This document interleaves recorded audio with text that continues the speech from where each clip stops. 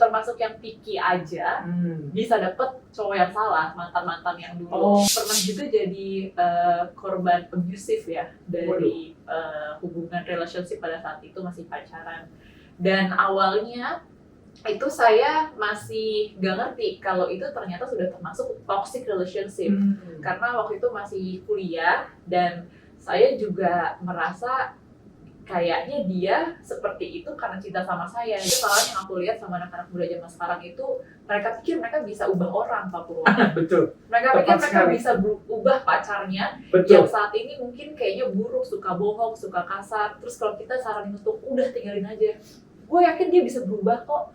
No, kalian gak bisa ubah manusia karena dia udah hidup dengan karakter itu mungkin 25 tahun hidupnya, dan kalian baru datang di 2 tahun terakhir. Kayak kita siapa?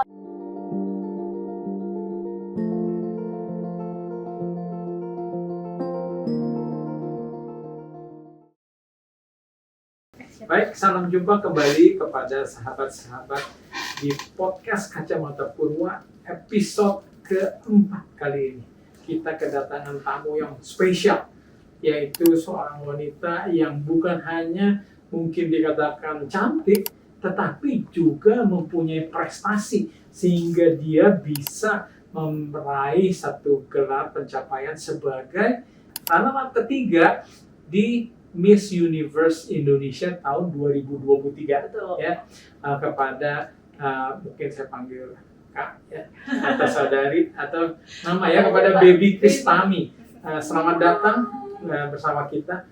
Sungguh satu kehormatan, kami berterima kasih kiranya mau hadir nih ke acara podcast ini. Terima kasih. Dan Pak. Sebetulnya kalau mau diketahui, kebanyakan saudari Baby ini sebagai wartawati ya, yang biasanya sebagai host yang menginterview para tamu, tapi kali ini kita tukar posisi ya.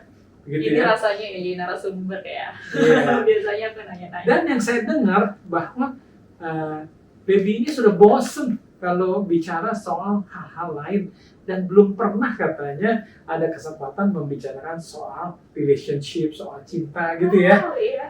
Dan saya senang sekali, dan mari kita mungkin nggak sabar lagi untuk kira-kira mau mendengar nih pengalaman-pengalaman dan tips-tips yang bisa diberikan kepada anak-anak muda ya, terutama para wanita yang mungkin masih menjajaki mau mencari pasangan hidup ya.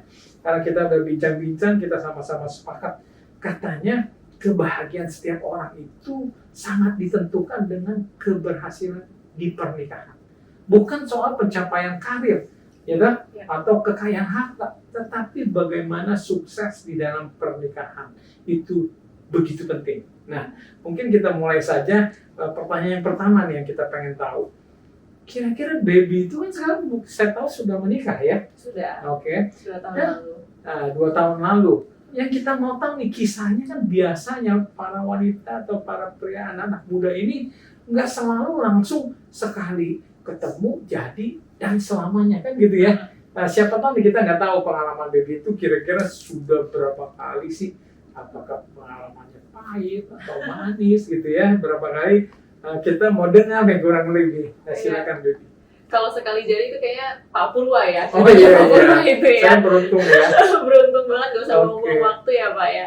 Tapi kalau kejadian di saya kebetulan nggak seberuntung Pak Purwa. Jadi ada jatuh bangunnya juga pada saat belum ketemu sama suami yang sekarang. Pacaran kurang lebih, tapi mantan saya nggak terlalu banyak Pak Purwa. Saya lebih baik temenan banyak, baru yang kira-kira cocok pacaran. Oh bagus itu strateginya, Iya, harus begitu ya. karena buang-buang waktu Pak, kalau cuma betul, saya asal-asalan pilihnya ya. Tapi kalau pacaran sudah sempat sekali aja atau memang beberapa kali? Beberapa kali. Saya termasuk yang picky aja, bisa dapet cowok yang salah, mantan-mantan yang dulu. Jadi dulu itu ada 3 mantan lah ya, yang saya punya sebelum menikah. Dan yang pertama cinta monyet lah ya, itu cinta-cinta yang saya belum mengerti apa artinya cinta. Jadi cuma sebentar. Lalu yang kedua dan ketiga ini menurut saya cukup membuat trauma yang panjang waktu itu. Jadi pernah ngerasain diselingkuhin, dan pernah juga jadi korban abusive ya, dari hubungan relationship pada saat itu masih pacaran. Dan awalnya Itu saya masih gak ngerti kalau itu ternyata sudah termasuk toxic relationship. Karena waktu itu masih kuliah dan saya juga merasa kayaknya dia seperti itu karena cinta sama saya. Jadi orang-orang yang abusive ini mereka manipulatif, Pak. Jadi mereka bisa bikin kita pikir, nge-brainwash kita kalau mereka satu-satunya yang bisa nerima kita apa adanya. Jadi sempat lama tuh pacaran sama yang toxic itu. Bisa sampai 2 tahun lebih kayaknya saya pacaran sama dia. Awalnya tuh mulainya dari kata-kata verbal. Jadi abusive-nya itu verbally, mulai dari dia ngomongnya kasar, terus ngatur, terus juga posesif, sampai nggak pernah percaya kalau saya lagi melakukan aktivitas saya di kampus gitu. Sampai di titik di mana dia baru pakai tangan.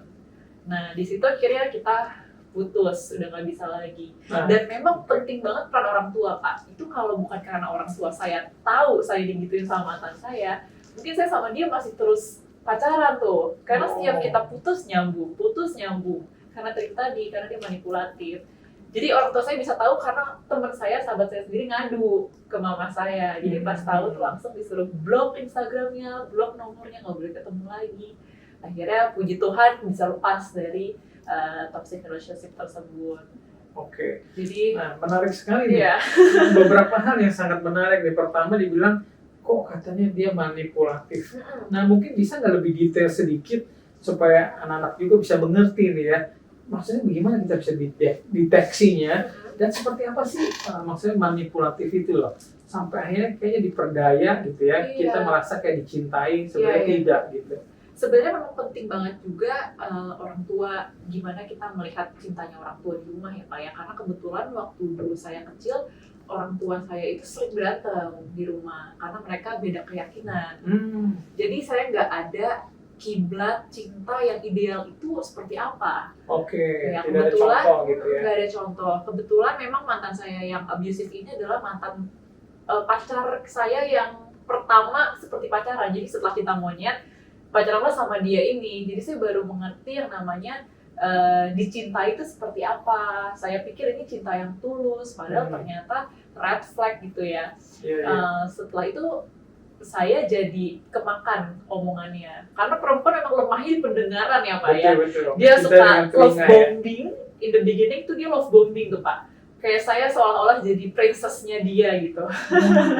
Tapi ternyata setelah lama mulai kelihatan tuh bibit-bibit red flagnya, orangnya kasar, cara dia kontrol emosi itu sangat-sangat buruk gitu ya. Dia short tempered. Tapi karena cinta kayak buta tuh Pak, nggak saya lihat.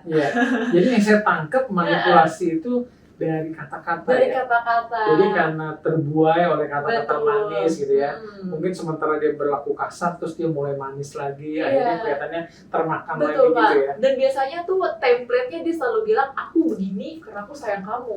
Aku melarang ini karena aku cinta banget sama kamu gitu. Nah pada saat itu umur-umur masih kuliah rentan ya sama kata-kata seperti itu, apalagi peran orang tua pada saat itu juga gak begitu ada lah ya. Betul. Tapi puji Tuhan setelah saya berumur berapa ya waktu itu 20 tahun lah lulus kuliah, orang tua tuh rekonsiliasi lah. Jadi dipersatukan lagi di gereja. Jadi mulai pacaran umur berapa sebetulnya? Mulai pacaran itu sekitar umur 18-19 tahun pas lagi. Tapi udah over 17 lah ya? Iya, udah 19 tahun itu saya baru mulai pacaran.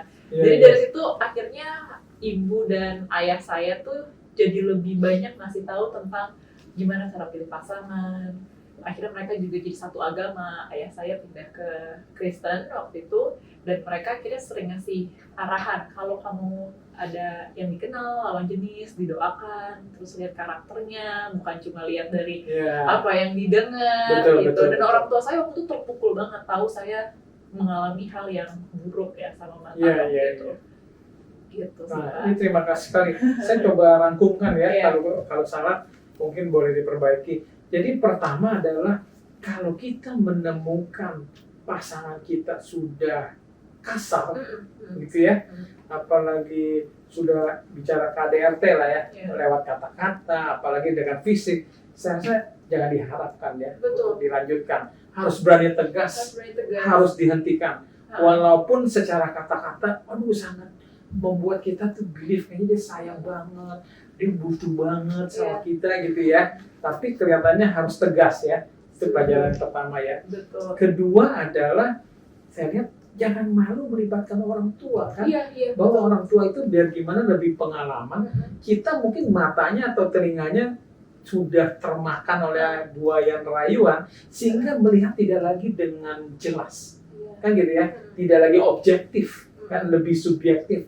Nah, mungkin pihak ketiga orang tua yang sudah makan asam garam bisa menasehati ya. Iya, jadi mungkin yang saya tangkap nasihat kepada anak muda, kalau pacaran jangan backstreet ya. Jangan backstreet, betul Iya kan? banget. Jadi maksudnya jangan mau gitu ya diajak backstreet ya. Kalau Iya. cowoknya juga bilang, enggak saya nggak mau kenalin kamu sama orang tua gini karena alasan itu berarti dia nggak serius kan? Iya, sebenarnya kan backstreet itu faktornya ada beberapa hal ya. Misalkan ternyata mereka nggak disetujui sama orang tua, terus atau umur mereka masih muda, sebenarnya belum diizin pacaran, kan sebenarnya ini hal-hal yang red flag dan ya seharusnya kalau diajak backstreet nggak ada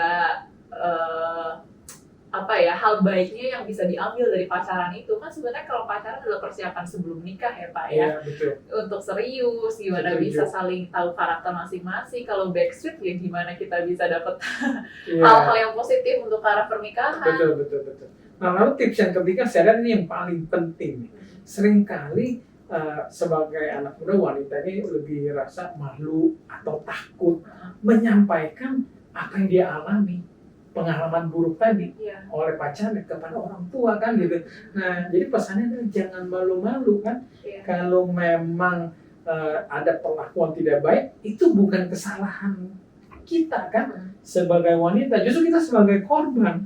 Jadi jangan malu untuk sharing gitu ya kepada orang tua, meminta pertolongan supaya kita bisa keluar ya. Dan kita bisa dapat insight yang lebih objektif, karena kan kita mungkin susah untuk berpikir jernih karena kita Betul. udah termanipulasi sama si pacar ini nih yang toxic. Lebih tepatnya sebenarnya kita terbius oleh perasaan cinta ya. Iya, cinta-cinta memang- yang sebetulnya salah, itu bukan Karena cinta. cinta ini bahaya juga Iya. ya, seperti obat bius kalau udah kena pengaruhnya kayaknya sadar nggak sadar gitu ya. Iya, benar. Oke, good. Jadi terima kasih. Jadi rupanya sudah punya pengalaman pahit juga ya. Dan terima kasih sudah mau sharing pengalaman itu. Setidaknya jangan diulangi. Benar. Jadi gunakanlah masa pacaran itu setiap saat untuk mengenal lebih jauh calon pasangan kita. Itu bukan mengenal dari fisiknya, betul nggak? Oh, kita tompel ada 5 atau apa kan bukan Itu secara mah fisik, sementara ya Pak iya kan? Purwa ya, nanti Itu kita nggak makan penting. waktu. Tetapi adalah cara berpikir kan. Cara berpikir dan Kita karakter. Betul, karakternya itu paling penting, betul. Karena sebenarnya banyak banget kesalahan yang aku lihat sama anak-anak muda zaman sekarang itu, mereka pikir mereka bisa ubah orang Pak Purwa. Betul, Mereka Tepat pikir mereka sekali. bisa ubah pacarnya betul. yang saat ini mungkin kayaknya buruk, suka bohong, suka kasar. Terus kalau kita saranin untuk udah tinggalin aja, gue yakin dia bisa berubah kok. No, kalian gak bisa ubah manusia karena dia Betul. udah hidup dengan karakter itu mungkin 25 tahun hidupnya, dan kalian baru datang di 2 tahun terakhir. Kayak kita siapa ngubah Itu tepat manusia? sekali. Tapi kadang-kadang wanita kan punya ego. Iya, Pengaruh cinta dia sama feelingsnya aku. lebih Aku bisa lah, pengaruh keputusannya. berubah. Ya memang saya pernah bilang quote kan ya. Bagaimana misalnya orang yang nggak punya uang, kita mau minta pertolongan uang, dia nggak bisa kasih. Begitu juga lelaki yang belum bahagia, bagaimana kita harap dia bisa membahagiakan kita? Setuju. Dia aja sendirinya belum secure, belum happy gitu kan ya. Jadi itu bahayanya kalau menurut saya. Kenapa juga ada lelaki yang kasar secara fisik, itu bisa jadi dia juga mengalami tekanan dalam hidupnya, berbagai hal lah, apakah di keluarganya atau hal-hal yang lain, sehingga dia belum tepat waktunya atau belum siap sebetulnya untuk memiliki seseorang di dalam hidupnya, di mana dia seharusnya memberikan kebahagiaan.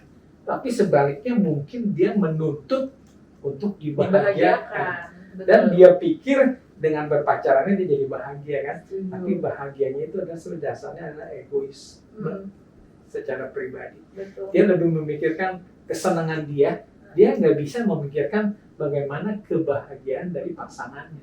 Nah itu yang kita sepakat harus hati-hati ya. Wah seru banget nih. Nah mungkin nanti kita kasih kesempatan boleh tanya gitu ya di siaran kita yang resmi di YouTube atau apa, mungkin nanti kita dengan senang hati bisa menjawab. Mungkin kita mau lanjut nih ke pertanyaan yang kedua. Sebenarnya sebagian sudah dijawab tadi ya. Kira-kira pesan dan tips apa nih yang Baby mau berikan kepada anak-anak muda di dalam mencari pasangan? Gimana sih mulai dari awal? Mungkin kan kadang-kadang kan cowok PDKT dulu nih. Gimana? Apakah bisa nggak sih dari awal proses PDKT aja kita sudah bisa melakukan seleksi apa yang kita lakukan, memfilter bagaimana gitu, menguji, mengevaluasi sehingga akhirnya kita tahu terus atau tidak. Karena kan sayang kalau udah terus udah pacaran setahun aja udah rugi waktu kan, Rugi waktu banget. rugi energi kan. Rugi Nah, energi, rugi uang juga mungkin ya. Nah, uang lagi.